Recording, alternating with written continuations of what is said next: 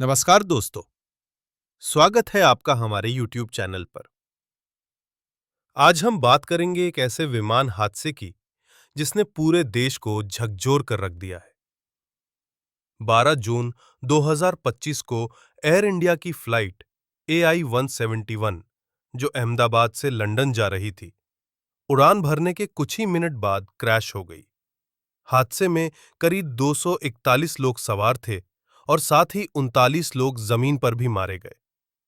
ये भारत के इतिहास का सबसे बड़ा एविएशन हादसा बन गया है। लेकिन सवाल यह है, यह हादसा हुआ कैसे? इसमें गलती किसकी थी? बोइंग कंपनी की, एयर इंडिया की या फिर कोई तकनीकी खराबी?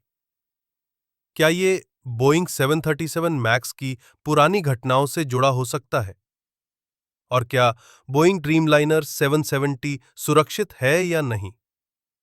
आज हम आपको देंगे इस पूरे मामले की पूरी और सच्ची जानकारी, तकनीकी पहलुओं से लेकर कंपनी की जिम्मेदारी तक। एयर इंडिया की फ्लाइट AI-171 दोपहर 1:38 पर अहमदाबाद से टेक ऑफ करती है। लेकिन कुछ ही देर में लगभग 600 फीट की ऊंचाई पर पहुंचते ही प्लेन अचानक से नीचे गिरता है और बीजे मेडिकल कॉलेज के गर्ल्स हॉस्टल से टकरा जाता है। पायलट्स ने मेडे कॉल दी थी और कहा था कि इंजन में पावर लॉस हो गया है, यानी प्लेन को जरूरी थ्रस्ट नहीं मिल रहा था।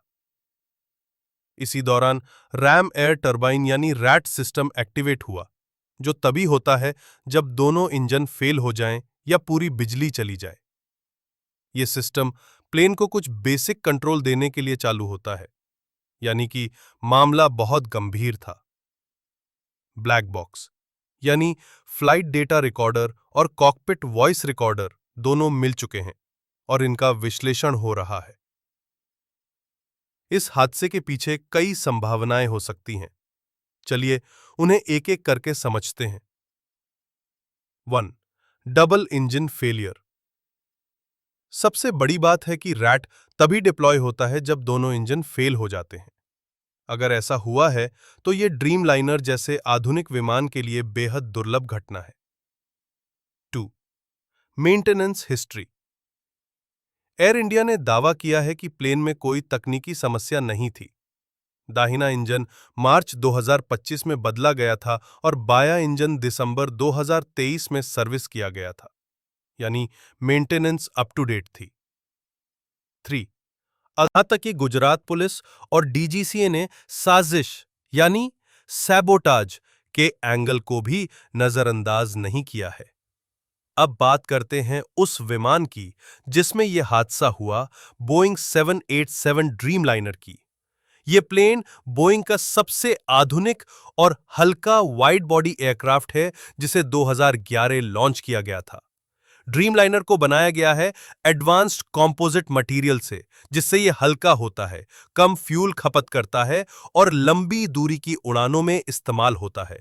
इस प्लेन में लगे होते हैं जीई के जेनेक्स 1B इंजन्स, जिनमें FADEC सिस्टम होता है, जो पूरी तरह डिजिटल कंट्रोल करता है इंजन को, यानी पायलट्स को अलर्ट और डेटा समय रहते मिलते हैं।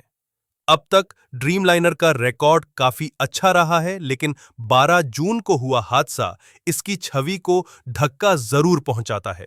बोइंग कंपनी का नाम हाल के सालों में कई विवादों से जुड़ा रहा है। सबसे बड़ा और चर्चित मामला है बोइंग 737 मैक्स का। 2018 में लायन एयर की फ्लाइट क्रैश हुई और फिर 2019 में इथियोपियन एयरलाइंस का हादसा हुआ। दोनों हादसों में कुल 346 लोगों की मौत हो गई।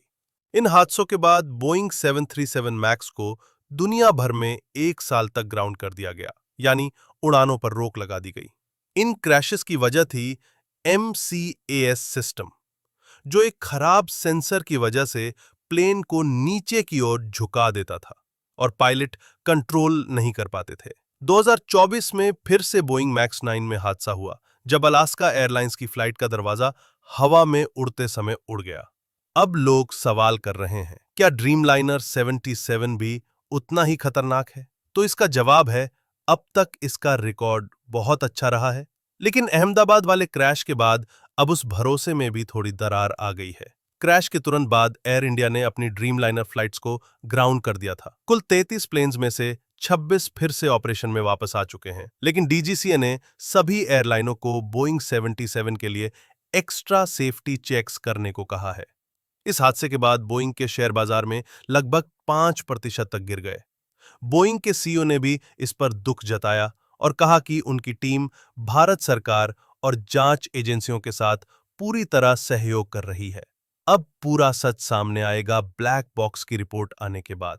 इसमें करीब 1 महीने का समय लग सकता है। जब तक रिपोर्ट नहीं आती, तब तक हम बस संभावनाएं ही जता सकते हैं। दोस्तों, एक प्लेन क्रैश केवल एक टेक्निकल फेलियर नहीं होता। इसके पीछे इंसानी गलतियां, टेक्नोलॉजी, मेंटेनेंस और कंपनी के प्रोटोकॉल्स ये सब जुड़े होते हैं। अहमदाबाद क्रैश हमें ये याद दिलाता है कि एविएशन सेफ्टी में एक भी लापरवाही की कोई जगह नहीं है। क्या इसमें बोइंग की गलती थी, या एयर इंडिया की मेंटेनेंस टीम की चूक, या कोई ऐसी टेक्निकल खराबी जो किसी को पता नहीं थी? इसका जवाब हमें ब्लैक बॉक्स रिपोर्ट आने के बाद मिलेगा। लेकिन फिलहाल तीनों पर, एयर इंडिया, बोइंग और डीजीसीए पर कड़ी निगरानी है और जिम्मेदारी भी तय होनी चाहिए। हमें यह भी समझना होगा कि जब तक एयरलाइन कंपनियां पैसों से ऊपर इंसानी जान की कीमत नहीं समझेंगी, तब तक इस तरह के हादसे रुकेंगे नहीं। आपको क्या लगता है, इस हादसे के पीछे सबसे बड़ी गलती किसकी? एयर इंडिया की या कुछ और? नीचे कमेंट सेक्शन में अपनी राय जरूर दीजिए, और अगर आपको ये वीडियो जानकारियों से भरा और पसंद आया हो तो लाइक और शेयर जरूर करें। ऐसी ही एविएशन, टेक्नोलॉजी और दुनिया भर की असली खबरों के लिए सब्सक्राइब करें हमारे चैनल को। मिलते हैं अगली वीडियो में, तब तक के लिए सुरक्षित उड़ान भरते रहिए। जय हिंद।